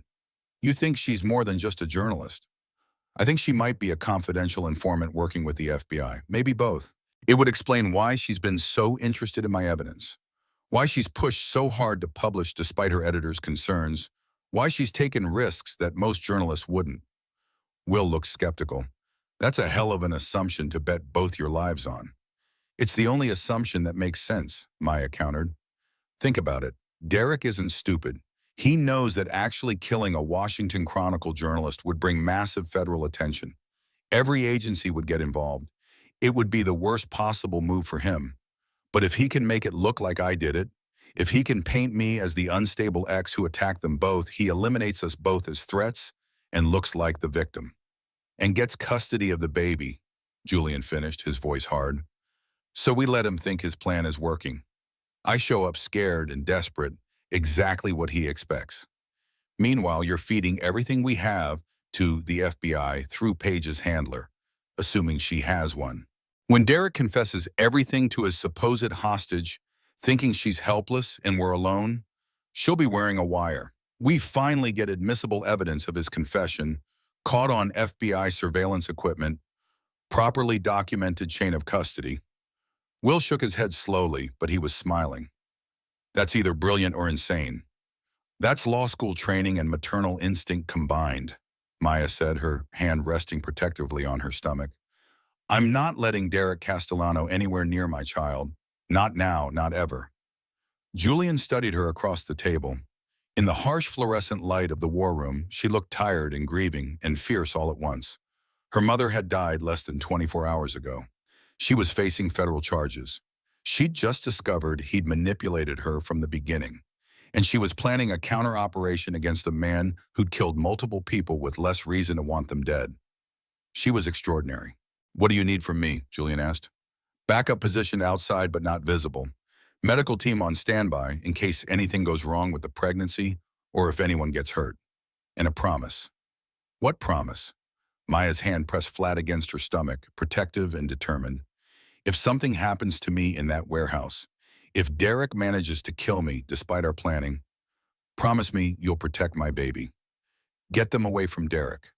Use every resource you have, every lawyer, every dollar. Keep them safe. Raise them to know their grandfather and grandmother were good people who fought for what was right. Don't let Derek Castellano define who they become. The request hit Julian harder than he'd expected. Nothing is going to happen to you. I'm not letting it. Julian, no. His voice was fierce. I already lost Emma and her baby because I was too young and powerless to stop it. I'm not losing you and yours. That's not a promise, Maya. That's a fact. I won't let it happen. Their eyes held across the table. Something passed between them. Something that had nothing to do with contracts or business arrangements, and everything to do with two damaged people who'd somehow found each other in the worst possible circumstances. All right, Will said, breaking the moment. Let's build a trap. Maya, you'll wear a wire too, hidden. We'll have audio redundancy. Julian, you'll be in a surveillance van 2 blocks away with a tactical team. I'll coordinate communications and manage the FBI contact through Paige's handler, assuming we can make contact. They spent the next 3 hours planning every detail. Contingency plans for contingencies, escape routes, signal codes, what Maya should say to keep Derek talking long enough to get a full confession, how to protect the baby if things got physical. At 11:15, Maya changed into dark jeans and a loose sweater that hid both her small baby bump and the wire taped to her sternum. She looked at herself in the mirror, one hand on her stomach. We're going to be okay, she whispered to the baby. Your mom's smarter than Derek thinks. And you've got an entire team protecting you, including a billionaire who's surprisingly good at tactical planning. Julian appeared in the doorway. It's time. They rode to the warehouse district in silence. Rain had started falling, a cold October rain that made the streets slick and the night feel darker. Maya's car, a rental that couldn't be traced to Julian, sat waiting. She'd drive herself to the warehouse, arrive alone as Derek had demanded. Julian walked her to the car. In the rain, away from cameras and witnesses, he caught her hand. "You don't have to do this," he said quietly. "Yes, I do. For Paige, for my baby, for all the people Derek's hurt. If anything goes wrong, if you feel unsafe for even a second, say the code word. We'll come in immediately, FBI or not." "What's the code word?" "Emma. Say her name and I'm coming through those doors whether it blows the operation or not." Maya nodded, throat tight. He'd chosen his sister's name. The girl he'd failed to save. A promise and a memorial all at once. "Julian?" "Yeah?" "When this is over, assuming we both survive and Derek goes to prison and my baby is safe and we've fulfilled the contract, I want to have an honest conversation about what this is, what we are, because I don't think I can go back to pretending it's just business anymore." Something flickered in his eyes. Hope, maybe. Fear, definitely. "Neither can I." "Good, that's settled then. Now let me go stop a murderer." She drove through rain-slicked streets to the warehouse district, hand on her stomach, wire against her skin, prayer in her heart. 2 blocks behind, invisible in the darkness, Julian's surveillance van followed. The Castellano Industries warehouse loomed like a Gothic nightmare, all rusted metal and broken windows. Rain poured down as Maya parked. She sat for a moment, steadying her breathing, preparing herself. Julian's voice came through her hidden earpiece, small and tinny, but reassuring. "I've got you on camera. FBI is notified and moving into position. We'll contacted Paige's handler. She is FB and she's wired. This is a sting. You were right." Maya felt a surge of vindication and relief. "Then let's finish this." She stepped out into the rain, hand protectively on her barely visible bump, and walked toward the warehouse entrance. Behind her, hidden in the darkness, a dozen FBI agents moved into position. In the van, Julian watched her on monitors, every muscle tense. Inside, the warehouse was dim and cavernous, lit by flickering fluorescence that cast sickly yellow light. Water dripped from the ceiling, creating puddles on the concrete floor. The space smelled of rust and abandonment. "Derek!" Maya called out, not hiding the fear in her voice. It wasn't all an act. "I'm here. Where's Paige?" "Right here," Derek's voice echoed from deeper in the building. A spotlight blazed on. Paige sat tied to a chair in the center of an open space, bruised and gagged, her eyes wide. But when those eyes met Maya's, there was a flash of something. Not fear, recognition, readiness. Maya had been right. This was a sting. Derek stepped from the shadows, and Maya's heart sank. He wasn't alone. Senator Patricia Vance stood beside him, perfectly coiffed even at midnight. And Tory Blackwell, Derek's assistant and mistress, smiled coldly from his other side. 3 against 1. Well, technically 3 against 3, if you counted Paige and the baby Maya was carrying. "I have to admit, Maya," Derek said, his voice carrying that patrician arrogance she'd once mistaken for confidence, "I'm impressed you came, especially in your condition." His eyes dropped pointedly to her stomach. He knew. Of course he knew. Tori had told him. "Let her go, Derek," Maya said, playing her part. "Whatever you think I've done, Paige had nothing to do with it." Tori stepped forward, her smile widening. "Oh, Maya, still so naive. You know, when I did the math at the museum gala, I thought I might be wrong. 12 weeks pregnant, you said. But you and Derek broke up 4 months ago. Which means," she paused for effect, "that baby you're carrying, that's Derek's child." Maya's hand went protectively to her stomach. "I don't know what you're—" "Don't lie," Derek cut in, his voice sharp. "The timing is perfect. That's my baby, my child, my heir." Senator Vance added smoothly, "And you're in no condition to raise a child, are you, Maya? A disbarred attorney facing federal charges for embezzlement, breaking into private property, unstable, violent." When the courts see your behavior tonight, when they hear how you've been stalking Derek, threatening him, they'll have no choice but to grant him emergency custody. For the child's safety, of course. The pieces clicked into place. This wasn't just about silencing Maya as a witness. This was about taking her baby, Derek's baby, creating a narrative where he was the concerned father and she was the unfit mother. "You're going to kill me," Maya said, letting her voice shake. It wasn't hard. Part of her was genuinely terrified. "And take my baby." Derek pulled a gun from behind his back. Maya's blood went cold. In her ear, she heard Julian's sharp intake of breath and urgent whispered orders to his team. "You should have taken the hint when Catherine and Morrison died," Derek said casually. "Or Daniel Carter, or Rebecca Torres. But you, Sullivans, you never know when to quit. Your father didn't know when to stop, got himself killed, and now you're about to follow in his footsteps." "Because we believe in justice," Maya managed, her voice steadier than she felt. Derek laughed. "Justice? There's no such thing. There's power and there's everyone else. Your father didn't understand that. He died poor and alone with a bullet in his head. And you? You're about to die in a dirty warehouse, pregnant and disgraced. And your baby will grow up as a Castellano, never knowing you chose principles over survival." He was confessing, getting it all on tape. Maya just needed to keep him talking. "So the money laundering was just the beginning?" she prompted. And Derek, unable to resist demonstrating his brilliance, began to brag. It all came pouring out. 17 shell corporations across 8 countries, $200 million a month, laundered for senators, CEOs, organized crime families. Senator Vance's presidential ambitions, how their network would expand to control federal agencies. Tory's role keeping all the records, all the secrets. "We're not criminals, Maya," Derek said with genuine conviction. "We're service providers. We facilitate the movement of capital. We're the circulatory system of power in this country." "And the people you've killed?" Maya asked. "The whistleblowers? That's just business?" "Casualties of progress, acceptable losses. You could have been acceptable too if you just looked the other way. But you had to be noble, just like your father." He raised the gun, pointing it at Maya's chest, not her stomach. He wanted the baby alive for his custody play. In her ear, Julian's voice was tight with controlled panic. "Maya, say the word, we're coming in." But Maya wasn't done yet. She needed the final piece.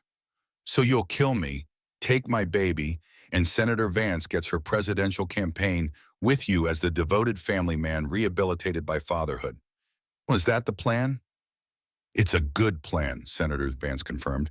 "Tragic story of an unstable ex, a man trying to do right by his child, a powerful couple united by family values. Voters love redemption narratives."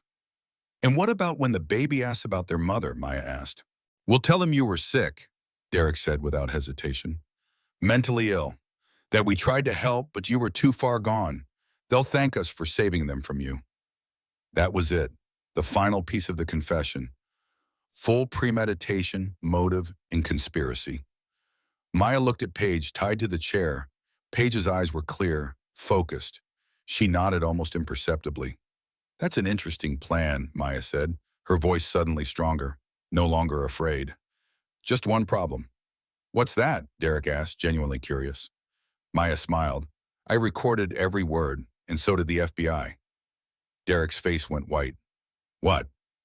Paige spit out the loosely tied gag. "Hi, Derek. Special Agent Paige Turner, FBI Organized Crime Division, currently on assignment with the Washington Chronicle as cover. You're under arrest, all 3 of you, for conspiracy, money laundering, murder, attempted murder of a federal witness, and threatening the life of an unborn child." The warehouse exploded with light and sound. FBI agents poured in from every entrance, tactical gear, weapons drawn, shouting commands. Derek spun, trying to aim at Maya, but Julian Hart appeared from behind a support beam like a fury, slamming into Derek with the full force of his body. The gun skittered across concrete. Agents tackled Derek, forcing him face down, cuffing his hands. Tory tried to run. "I have immunity. I've been cooperating with the FBI."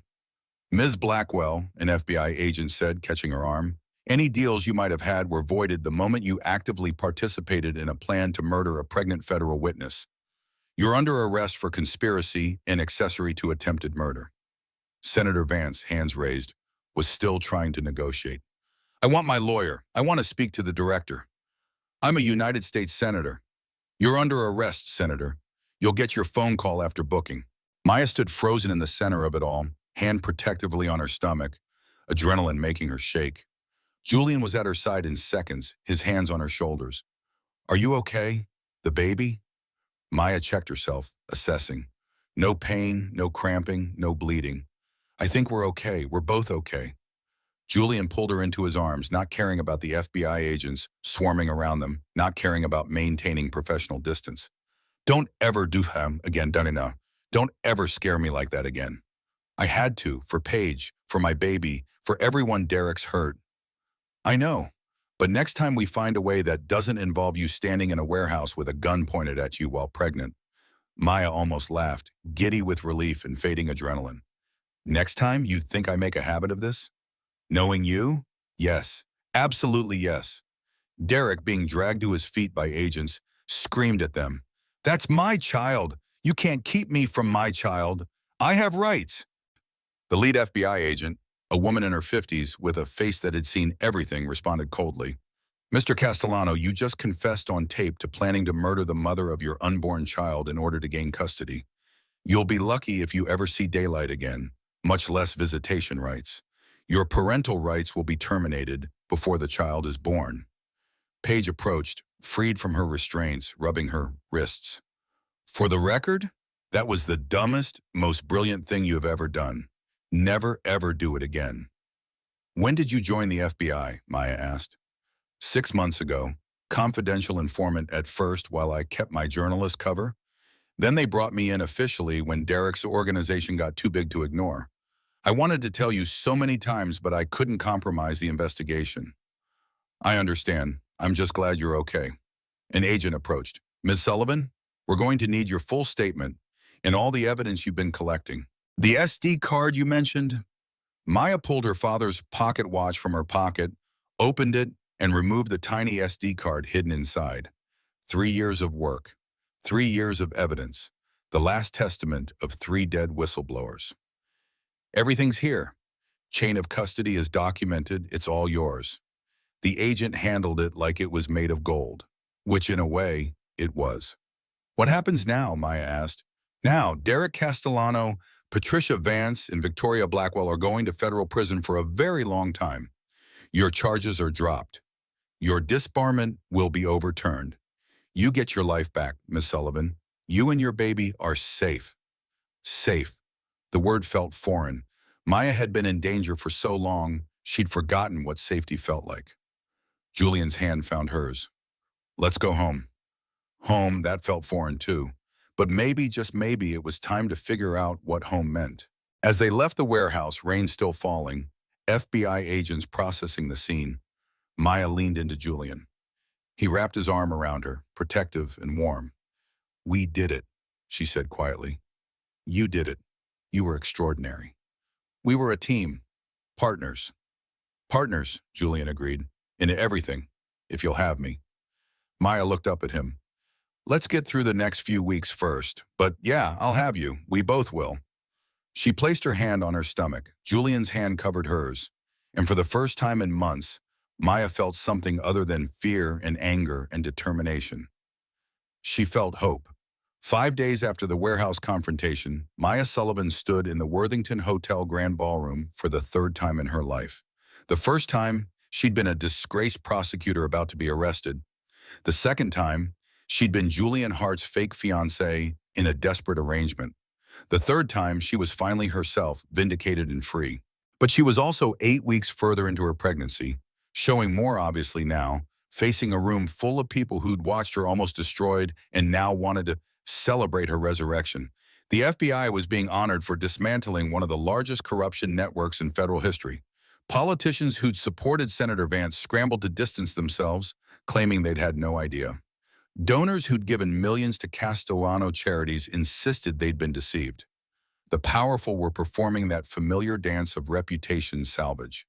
and Maya Sullivan in a stunning black maternity gown that made her small but definite baby bump look elegant rather than scandalous, walked into the room with her head held absolutely high. Julian beside her, hand protectively on her lower back, his presence steady and reassuring.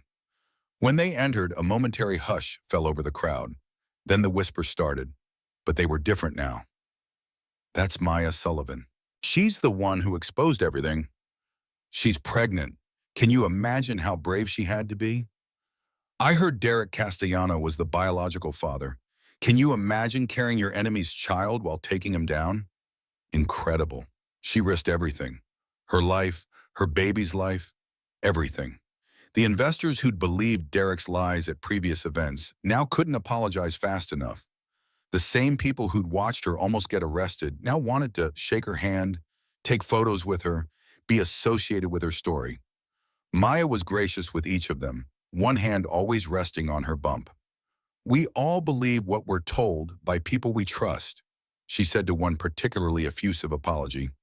The trick isn't avoiding deception. It's verifying truth and protecting what matters most when you find it.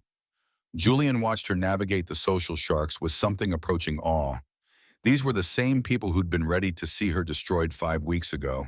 Now they treated her like a hero. The transformation was complete and absolute. Will appeared beside Julian, watching the same scene. She's something else, isn't she? Yeah, she really is. You going to tell her? Actually say the words? Tell her what? Oh, come on, that you're in love with her. That this stopped being business about 2 weeks ago, probably the moment she told you she was pregnant, and you went into full protection mode. That the contract is meaningless and has been for a while. That you want this to be real.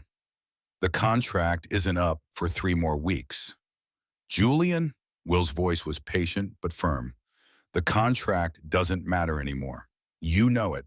She probably knows it.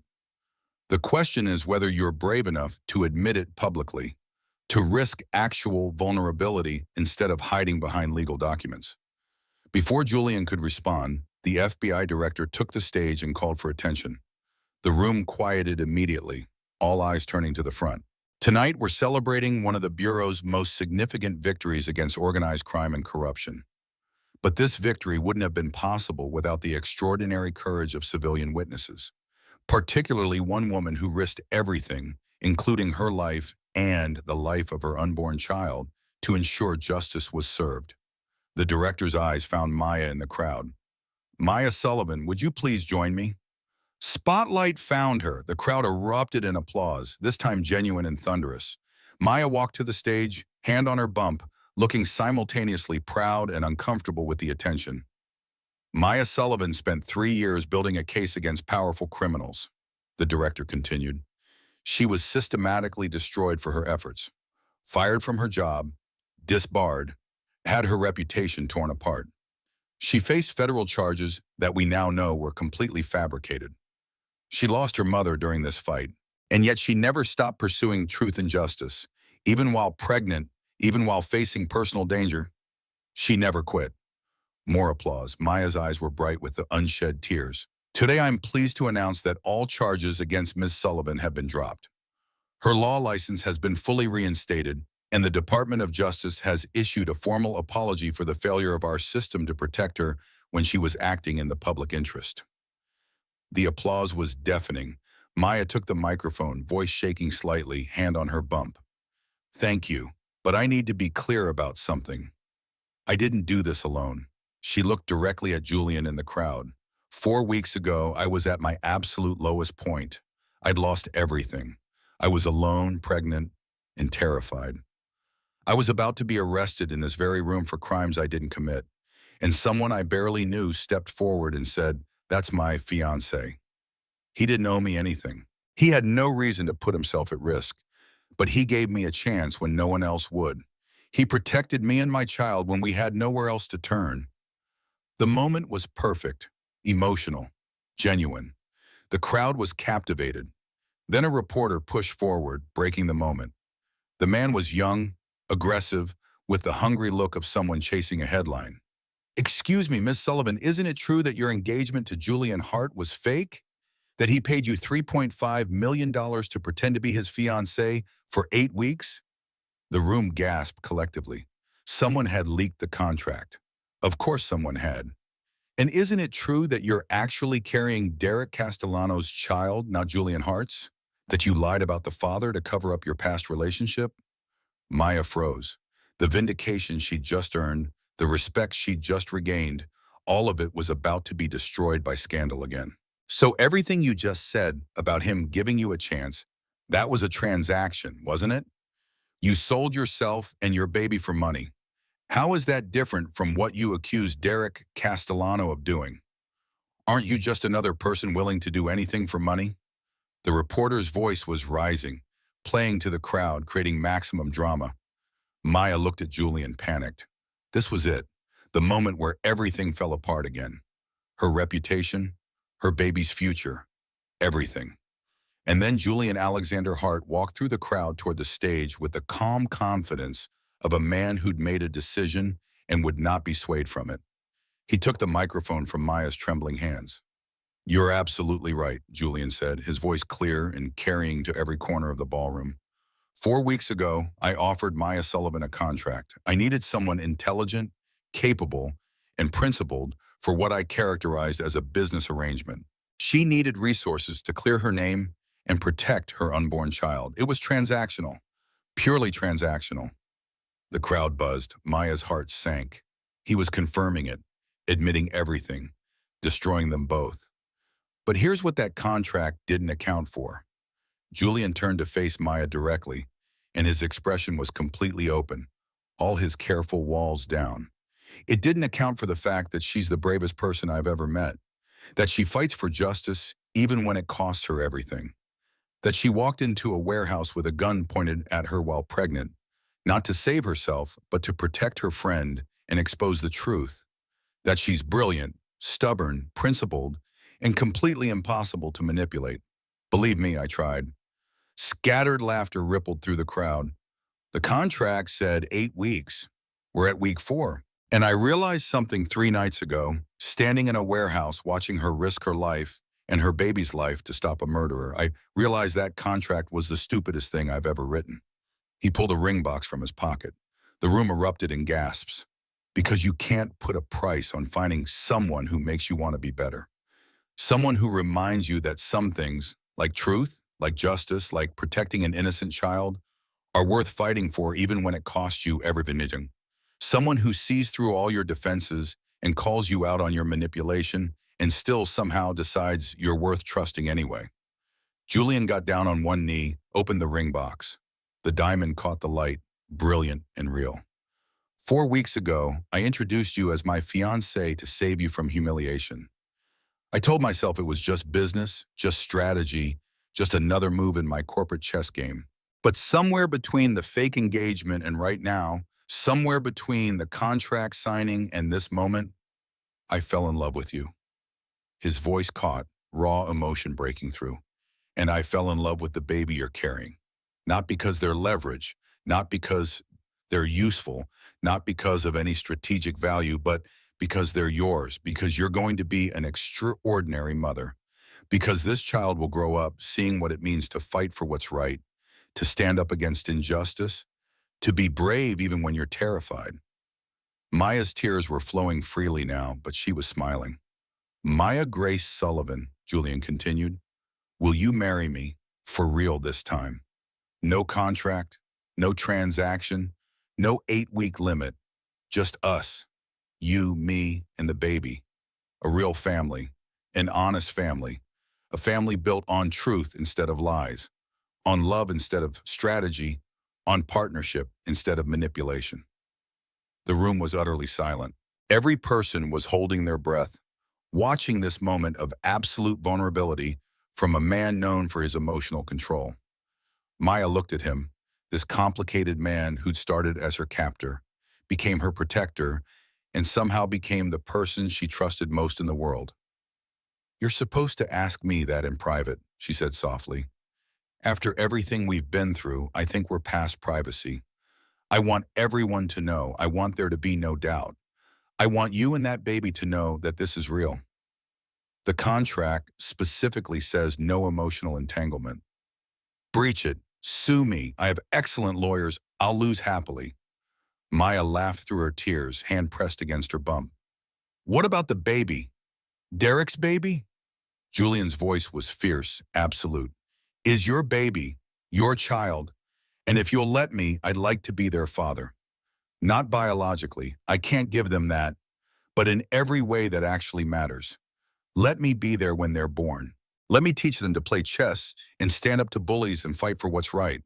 Let me change diapers at 3 a.m. and worry about their first day of school and walk them down the aisle someday. Let me be their dad, not because of biology, but because I'm showing up. Because I choose them. Because I choose you. Every day, for the rest of our lives.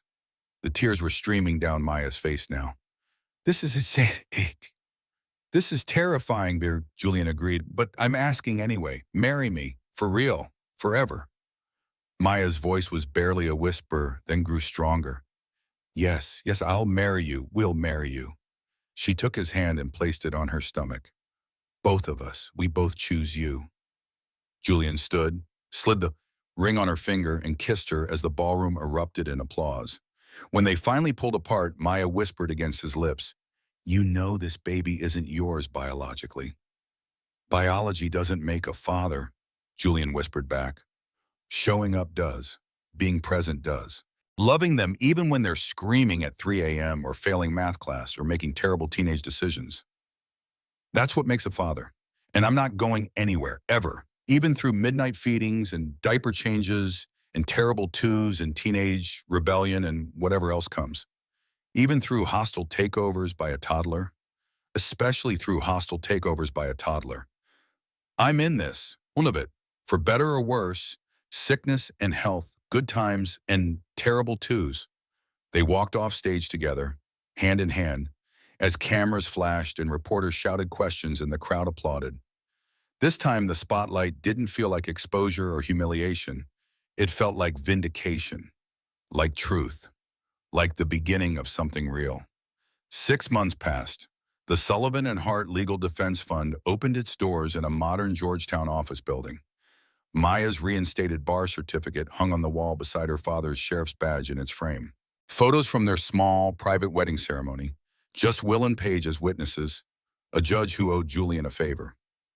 An ultrasound image labeled Baby Emma Grace Hart, due in 4 weeks, and newspaper headlines in frames, Castellano sentenced to 25 years, Vance gets 18, Blackwell cooperating witness receives reduced sentence. Maya sat at her desk, enormously pregnant now, phone to her ear with a new whistleblower who needed help. Yes, we can help. Document everything, don't delete anything. Whatever you do, don't resign. I'll have my team file protective paperwork by end of day. Julian entered with decaf coffee, kissed the top of her very pregnant belly first, then her lips, hand gently resting on the enormous bump. New case? He asked. The baby kicked hard. Julian felt it, smiled widely. Someone agrees with you. Will and Paige arrived for a board meeting, teasing about the couple's disgusting happiness. Maya's phone rang again. A distorted voice congratulated her on the impending baby, hinted at bigger corruption cases ahead. We'll be in touch after the baby comes. Maya set down the phone slowly, hand on her belly. Either a prank call or the beginning of something much bigger. Should I be worried? Julian asked. Maya stood, took his hand, placed it on her belly where their daughter was doing somersaults. Maybe, but whoever they are, they made one mistake. They think I'm still the woman who walked into that gala alone and afraid. They don't realize I've got backup now. And in 4 weeks, we'll have even more motivation to make the world safer. So whatever comes next, we face it together. Maya finished. You, me, and baby Emma. 4 months later, they returned to the Worthington Hotel ballroom one final time, 1 year after Derek's attempted humiliation. But now Maya wore a stunning gown, fully recovered from childbirth. Julian carried 4-month-old Emma Grace Hart, dressed in a tiny formal dress, her dark hair in wisps, her gray eyes so like her father's, taking in everything. The room that had once been the scene of Maya's destruction was now filled with people admiring their family. Emma gurgled happily, reaching for her mother's necklace, her grandfather's badge on a chain. A young paralegal approached nervously, reminded Maya of herself a year ago. The woman had found corruption at her firm, was scared, didn't know what to do. Maya, one hand on Julian's arm where he held Emma, spoke with gentle firmness. What you're feeling right now, that fear, that isolation, I've been exactly where you are. And I promise you, you're not alone. Call this number tomorrow. We'll protect you. We'll fight for you. We'll make sure the truth comes out. That's what we do. After the woman left, grateful and relieved, Julian smiled at Maya. You just took another case. I just saved another whistleblower. There's a difference. You know this is never going to end. There will always be another case. Maya looked at Emma, who was trying to grab Julian's nose. I know, and I want our daughter to grow up seeing that fighting for what's right matters, that standing up for people who can't fight for themselves is worth it. They walked to the exact spot where 1 year ago Derek had tried to destroy her and Julian had claimed her as his fiancée. Same place, completely different ending. Do you ever think about that night? Maya asked. Every day. If you'd been arrested, if I hadn't been there. But you were, and here we are. Emma reached for Maya's necklace. Both parents smiled. 1 year ago, I walked into this ballroom believing I'd lost everything, Maya thought. A man I barely knew offered me a contract that felt like a cage. He tried to humiliate me. Instead, a billionaire introduced me as his fiancée and gave me a chance to fight back. They danced together, Emma sleeping peacefully in Julian's arms, safe and loved. Turns out, sometimes the cage is actually a door. Sometimes the person trying to control you is really trying to save you. And sometimes the contract that starts as business becomes the most honest thing you've ever signed. The fight for truth continues. So does the family. And that's exactly how it should be. 18 months after that night in the warehouse, Maya Sullivan Hart stood in her corner office, watching 1-year-old Emma Grace Hart toddle across the floor toward her father. The little girl had Julian's gray eyes and Maya's determined chin, and she was already showing signs of inheriting both parents' stubborn streak. Dada! Emma squealed, arms outstretched. Julian scooped her up, kissing her dark curls. Hello, troublemaker. Did you escape from Uncle Will again? She's fast, Will called from the doorway of the conference room. Also, she stole my pen. I think she's planning a hostile takeover of my office supplies. The Sullivan and Hart Legal Defense Fund occupied an entire floor now. What had started as Maya, Julian, and 2 junior associates had grown to a team of 15 attorneys, all dedicated to protecting whistleblowers.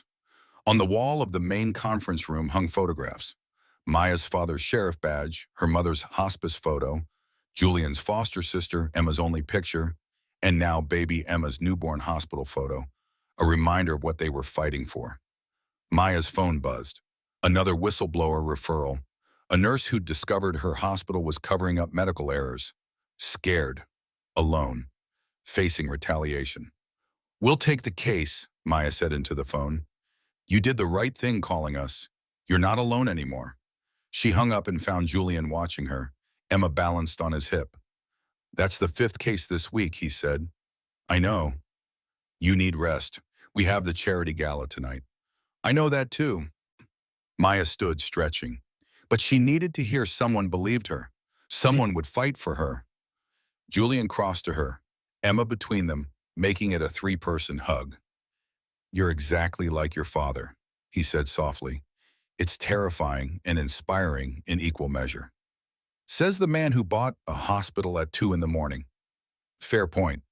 That evening, they returned to the Worthington Hotel ballroom, the scene of Maya's destruction and rebirth, now the venue for their foundation's annual fundraiser. As they entered, Emma in her tiny formal dress, heads turned not with judgment but with respect.